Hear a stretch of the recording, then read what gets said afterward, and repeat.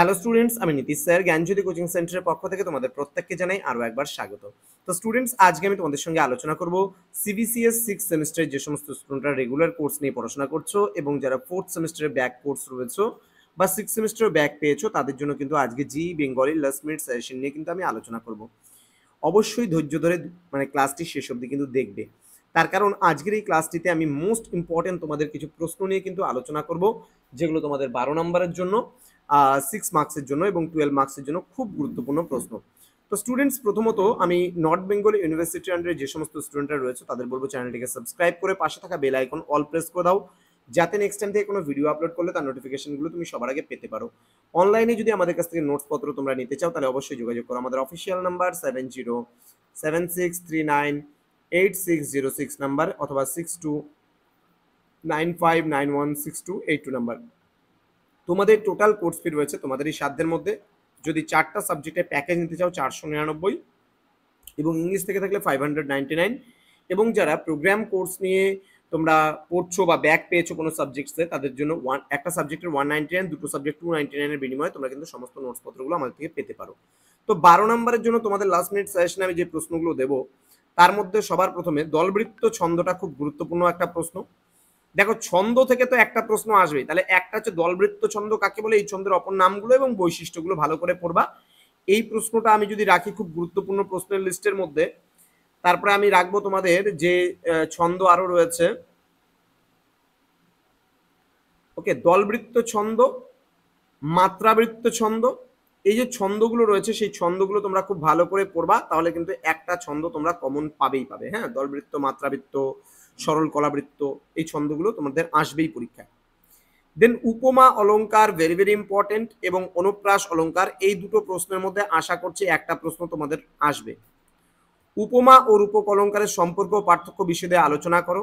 দেন উদাহরণসহ সংজ্ঞা লেখো, শ্লেষ, অপোন্নতি, সমাসক্তি, ব্যাজস্তুতি ভালো করে পড়বে। অনুপ্রাস্ত অলংকার তো বলেই দিলাম। উপমা অলংকারও অলরেডি বলে দিয়েছি প্রথমত।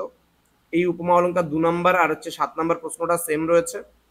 ওকে, নেক্সট এখানে আমি একটা প্রশ্ন দিয়েছি, দেখো লোক সাহিত্য থেকে কিছু প্রশ্ন, যেমন যে সকল ছড়াগুলি রবীন্দ্রনাথের শিশু মনকে প্রভাবিত করেছিল, রবীন্দ্রনাথের লোক সাহিত্য অবলম্বনে তার সংক্ষিপ্ত পরিচয় দাও। লোক সাহিত্য গ্রন্থের কোন প্রবন্ধে হরগৌরীর দাম্পত্য জীবনের কথা উঠে এসেছে, তার পরিচয় দাও। ছেলে বোলানো ছড়াগুলির মধ্যে যে কাব্য সৌন্দর্যের পরিচয় পাওয়া যায় তা আলোচনা করো। দেন কাব্য সৌন্দর্য বিচারেও ছেলে বোলানো ছড়াগুলি অপূর্ব, মন্তব্যটি বিচার করো। ওকে, দেন বলছে লাস্ট প্রশ্ন, ছেলে ভুলানো ছড়া প্রবন্ধে বাঙালির সমাজ ও পারিবারিক জীবনের ছবি কিভাবে ফুটে উঠেছে তা নিজের ভাষায় উল্লেখ করো বা আলোচনা করো। প্রশ্নমান 6-এর জন্য তোমরা কোন কোন প্রশ্নগুলো পড়বে? প্রশ্নমান 6-এর জন্য তোমরা পড়বে উৎপ্রেক্ষা অলংকার, ভালো করে পড়বে, এটা কয় প্রকার ও কি কি, প্রত্যেক প্রকারের উদাহরণ। শ্লেষ অলংকারটা ভালো করে পড়বে, এটা টিকা টাইপের করেও পড়বে, কারণ টিকাতেও তোমাদের আসতে পারে। জ্যোতি কাকে বলে ভালো করে পড়বে। হ্যাঁ, তারপরে তোমার বক্রোক্তি অলংকার ভালো করে পড়বে। অমিত্রাক্ষর ছন্দ কাকে বলে, এই ছন্দের বৈশিষ্ট্যগুলো 6-এ আসতে পারে। দেন গ্রাম্য সাহিত্য প্রবন্ধের সূচনায় যে প্রকৃতির চিত্র ফুটে উঠেছে তা নিজের ভাষায় প্রকাশ করো। দেন ছড়া কাকে বলে, ছড়ার গঠন ও বিষয় বৈচিত্র্য আলোচনা করো। আচ্ছা, এটা না পড়লেও চলবে, এটা পড়বে। দল কাকে বলে, দলকে কয়টি ভাগে ভাগ করা যায়, কি প্রত্যেকটি ভাগের একটি করে উদাহরণ দাও।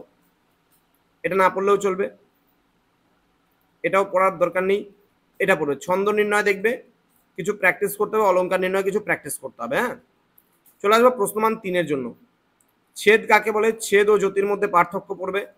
লয় কাকে বলে অথবা দল কাকে বলেও আসতে পারে। ছ্যাকানুপ্রাস অলংকার, অনুপ্রাস অলংকার পড়লে পারে, ওখান থেকে হয়ে যাবে ছ্যাকানুপ্রাস অলংকার। বাংলা সাহিত্যে অমিত্রাক্ষর মানে ছন্দের প্রবর্তককে, এই ছন্দের সংজ্ঞা দাও। যমক অলংকারও ভালো করে পড়বে, ব্যতিরিকী অলংকার ভালো করে পড়বে। কলাবৃত্ত ছন্দের প্রকারভেদ লেখো, এই ছন্দকে বিভিন্ন ছন্দাসী কি কি নামে অভিহিত করেছেন, এটা পড়বে। আচ্ছা, রবীন্দ্রনাথ ঠাকুরের লোকসাহিত্য গ্রন্থে কয়টি প্রবন্ধ সংকলিত হয়েছে এবং কি কি। অতিশয়োক্তি অলংকারের সংজ্ঞা দাও। মুক্তক ছন্দ কাকে বলে, শ্লেষ অলংকার কাকে বলে, লয় কাকে বলে, লয় কয় প্রকার ও কি কি, ছেদ কাকে বলে, এই প্রশ্নগুলো কিন্তু প্রত্যেকটাই গুরুত্বপূর্ণ প্রশ্ন। পংক্তি কাকে বলে, শব্দালংকার, রূপক অলংকার কাকে বলে, গ্রাম্য সাহিত্য প্রবন্ধে যে 3টি কাব্যের নাম উল্লেখ রয়েছে তা উল্লেখ করো। 3জন লোক সংস্কৃতি গবেষকের নাম, এটা না পড়লেও চলবে। কবিগানের 3টি বৈশিষ্ট্য, এটাও না পড়লেও চলবে। তো এই কয়েকটা প্রশ্ন তোমরা যদি পড়ো তোমরা 100% কমন পেয়ে যাবে। দেখো, জিই বাংলা কিন্তু একটু বেশি পড়তে হয়। হ্যাঁ, জিই বাংলা একটু বেশি পড়তে হয় সিলেবাস থেকে। বড় প্রশ্ন শুধুমাত্র 12 নম্বরের প্রশ্নগুলো তুমি বাদ দিয়ে বাকি যতগুলো প্রশ্ন আছে 2024-এর 2024 যে পরীক্ষায় প্রশ্নপত্র এসেছিল সেখান থেকে খালি শুধুমাত্র 12 নম্বরের 4টা প্রশ্ন ছাট করে বাকি যা সিলেবাস আছে সেটা কিন্তু তোমাদের পড়তে হবে প্রায়, আমি বলতে পারি। তার কারণ কিন্তু জি বাংলাটা খুব টাফ, ভালো করে না পড়লে কিন্তু তোমাদের ব্যাক পাওয়ার সম্ভাবনা থেকে যায়। সুতরাং প্রথম থেকেই বলছি খুব ভালো করে পড়বে, কারণ আজকের এই লাস্ট মিনিট সাজেশনে লাস্ট মিনিটে দাঁড়িয়ে তোমাদের একটা কথাই বলবো, তোমাদের পুরো সিলেবাস অ্যাকচুয়ালি জি বাংলার জন্য দেখে যাওয়াটা উচিত। তবুও আমি মেন কিছু কোশ্চেন দাগিয়ে দিলাম যেগুলো একটু ভালো করে পড়ে যাবে শেষ মুহূর্তে। তো এই ছিল আজকের ক্লাস। নেক্সটে তোমাদের কোন কোন সাবজেক্টের লাস্ট মিনিট সাজেশন প্রয়োজন সেটা তোমরা কমেন্ট বক্সে কমেন্ট করে জানাও, খুব তাড়াতাড়ি আমরা নিয়ে আসবো সেই সমস্ত ভিডিওগুলো। দেখা হচ্ছে খুব তাড়াতাড়ি আরও একটা নতুন ক্লাস নিয়ে। তোমরা প্রত্যেকে ভালো থেকো, সুস্থ থেকো। Thank you so much, thanks for watching after all, thank you.